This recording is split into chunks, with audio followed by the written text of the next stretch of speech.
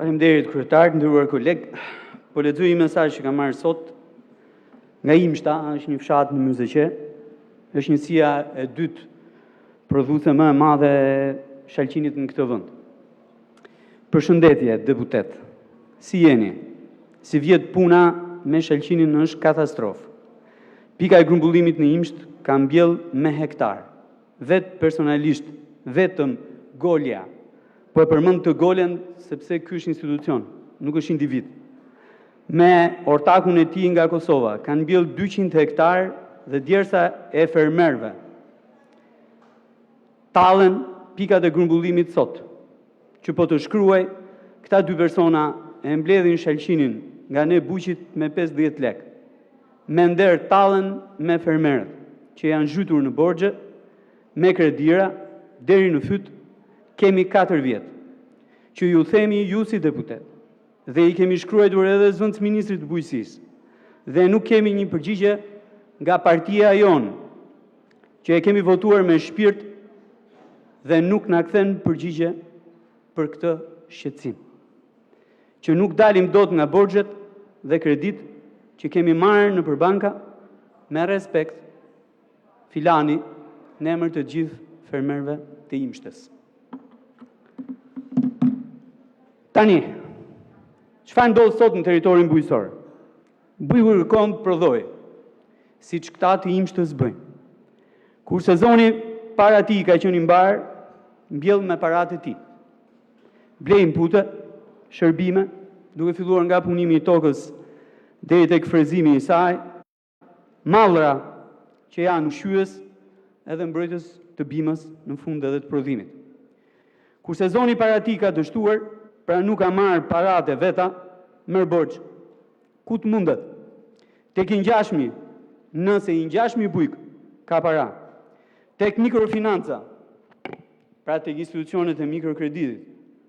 Në banka, duke lënë kolateral çdo gjë, përfshirë edhe tokë.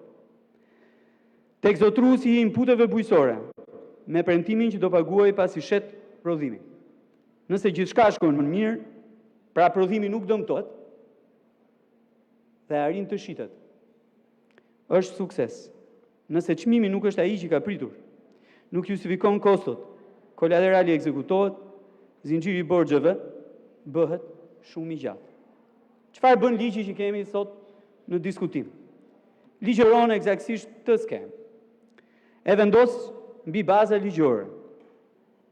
Aplikimi për dëftesë bëhet online, dëftesa merret online, dëftesa është e transferueshme dhe ekzekutueshme, mbi prodhimin e ardhshëm, të sigurueshëm, të financueshëm nga institucionet financiare dhe jo vetëm, me detyrim të qartë për kthimin e financimit, me interes të barabartë me normën efektive të një muaji më parë dhe natyrisht, dëftesa është titull ekzekutiv.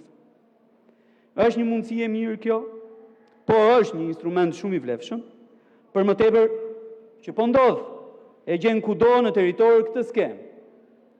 Rasti më i mirë është kur financuesi i prodhimit bëhet zotruesi i inputeve bujqësore, që është edhe grumbullues, e kur për çmimin bie dakord mes tyre. Çmimi është thelbi i ligjshëm në një transakcion formal.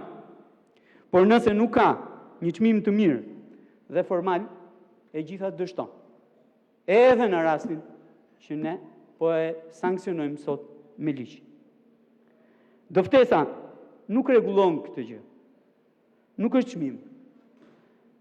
Dhe as formalizim. Fatura fiskale po. Që të kemi një të tillë, duhet që kushtet fiskale ta favorizojnë këtë. Minimumi të TVSH-ja jon nuk e favorizon as formalizimin, as ligjërimin, madje TVSH-ja jon ka bërë që abuzimi të jetë sundues në treg. Abuzimi në treg për te i faturës është thelbi. Në kushtet që ju përshkrova më sipër, sipas fermerëve të Imshtës, që janë dhe fermerët e Divjakës, janë dhe fermerët e Lushës, janë dhe fermerët në gjithë Shqipërinë, formalizimi mungon, për shkak dhe i nxitur nga tatimi mbi vlerën e shtuar, skema e tij që aplikohet në territorin e Republikës së Shqipërisë abuzuesit janë ata që dominojnë tregun. Çfarë po ndodh sot në Divjak me shalqinin që është fruti i momentit?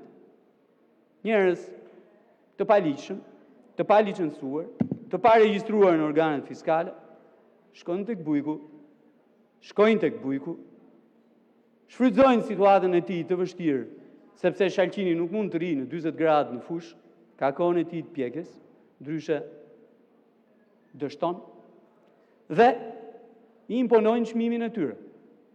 Cili është çmimi sot? 6 lekë, 7 lekë. Cili është çmimi jo më larg se 300 metra nga këtu, në pikat e shitjes së frutave dhe perimeve? 30 lekë. 30 lekë. 5 herë më shtrenjtë. Prandaj, nëse duam të bëjmë diçka dhe të japim sukses kësaj skeme që po miratojmë sot me ligj, do duhet që ta nisim nga aja, nga sistemi fiskal që kemi për prodhimin bujqësor dhe për produktet bujqësore. Nëse s'bëjmë këtë, ky ligj ka dështuar që tani. E votojmë ne, se votojmë ne, është një histori tjetër, po është i dështuar eksaktësisht për këtë gjë. E dyta gjë që duhet bërë, dhe duhet bërë shumë qartë, duhet ndarë zotruesi i inputeve bujqësore nga grumbulluesi, nga eksportuesi, dhe në fund fare edhe nga financuesi. Se në rastin kur zotruesi i inputeve bujqësore, apo grumbulluesi, apo eksportuesi, janë të tre bashkë, e në krahun tjetër janë dhe prodhues, siç është rasti i imshës, me 200, me 300 hektarë, ajo do të ndodhë që shkruar këtu.